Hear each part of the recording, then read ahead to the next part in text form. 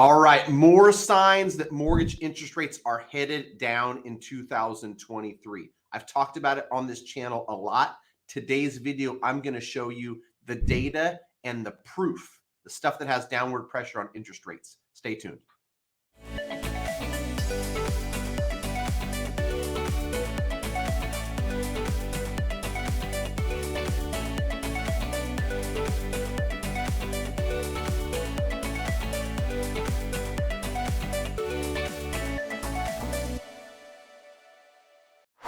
All right, Matt, the Mortgage Guy, residential mortgage broker, licensed in 46 states. To connect with me and my team, it's really easy. Go to greatmortgagebroker.com. The link is down below. Fill out the quick form and we'll be in touch. No matter where you're at in the country, we're happy to help get you pre-approved, review you a current loan estimate you have with another lender, whatever the case may be, greatmortgagebroker.com. So in today's video, I want to talk about the fact that this jobs number that came in today, specifically the JOLTS report, job opening and labor turnover survey, whatever the heck JOLTS stands for, right? This is a sign that the labor market is softening.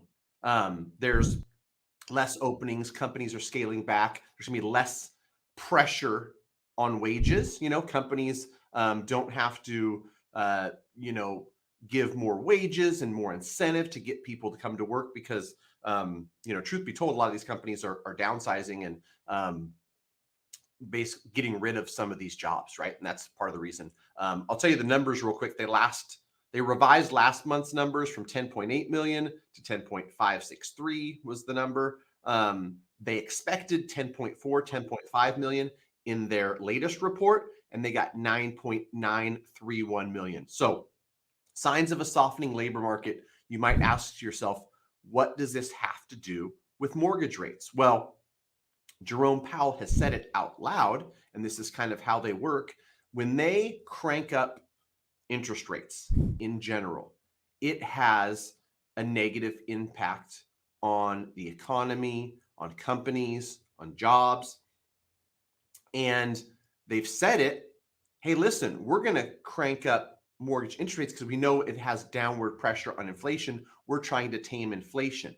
They don't necessarily want to crash the economy or crush the labor market. But if that's what happens, so be it. When labor market stats start to show softening, when the economy starts to crumble, they are going to pull back on their rate increases, right? And they've said it in the past, like, everything's strong. Look at all the data. Everything's good. We can continue to throttle up mortgage interest rates because we know that's going to have the effect on inflation. And we're not going to have to break a lot of stuff along the way. When stuff starts to break along the way, they throttle back. And you pair that with the fact that, like, inflation numbers are coming down. We continue to see more and more data that's supporting inflation coming down, and mortgage interest rates, like, you can look back decades.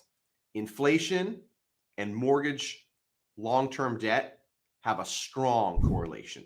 So as inflation comes down, you can rest assured mortgage interest rates are going to come down. Hopefully, I understand that well enough to explain it to you in simple terms. Obviously, there's a lot of other components and things that go into it, but generally speaking, bad economic news is good for mortgage interest rates because they're going to continue to, maybe not cut mortgage interest rates, but they'll at least pause some of their rate increases. When the economy is really suffering, or, the Fed wants to stimulate spending, the economy, all that, that's when they cut mortgage interest rates. So if the labor market continues to suffer, the economy continues to suffer, it wouldn't be out of the realm of possibility to have the second half of 2023 see a couple Fed rate hikes.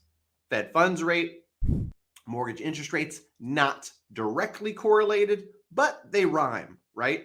And when the Fed starts doing these things, mortgage interest rates to a certain extent are going to follow that, right? And so the thing we've been saying about mortgage interest rates coming down in 2023, what I want people to understand is, one, it's not going to happen fast. 2, it's not going to happen in a straight line. And 3, to be completely honest, the real estate market couldn't handle 5% interest rates next month. It really couldn't. Right now, we're locking in a lot of stuff at, high fives, low sixes. If rates went down a full 1%, it would not be good. At the entry level where there's no housing supply, if we injected a ton of demand, which is what lower interest rates on mortgages will do, no doubt, like we know that, it would be very unhealthy for the housing market. We've already got an imbalance at the bottom end where we've got more demand than we have supply. And it's leading to 8, 10. I talked to an agent yesterday, 15 offers on some of these entry-level houses, making it harder for first-time home buyers, making the prices go higher for the ones that can afford the least to pay it. And so we want to root for lower interest rates and cheaper borrowing costs on the mortgage side, but we don't want it too fast. We want it to happen slower and more natural and over time. Ideally, it unlocks some inventory. People who weren't going to sell and leave a 3 1/4 behind to go get to a 6 1/4 might leave a 3 1/4 behind if they can go get a 4.999 on their future home. So time will tell. If you want a prediction from me about where mortgage interest rates will end the year, my buddy Mike Zuber thinks that the average over the year is going to be sub 6%. I agree with that. First quarter, we've hovered above it. So in order to get the yearly average below 6, we're going to have to spend some time at 5.75, spend some time at 5.5, a slow, gradual decline that ends the year in the 5 1/4 range is something that I think is slow enough and healthy enough and gives us enough relief on the affordability side to make an impact. So that's my current day prediction. I reserve the right to change that. In May, some things might happen. I might tell you that we might get to 4.5 or 4.75. But today, as we sit here in early April 2023, my prediction is going to be we're going to end the year 30-year fixed rate national average, the Mortgage News Daily number, 5.25%. That's my story and I'm sticking to it. Hopefully this is helpful. 850 plus videos across this channel. Find them here, here, here, and here. Whatever it is you want to know, leave your comments below. I'm happy to record a video. I just want to give you real-time data on stuff I'm seeing, hearing in the trenches as a mortgage broker, working with people across the country, working with real estate agents across the country, and really being boots on the ground. Let me know.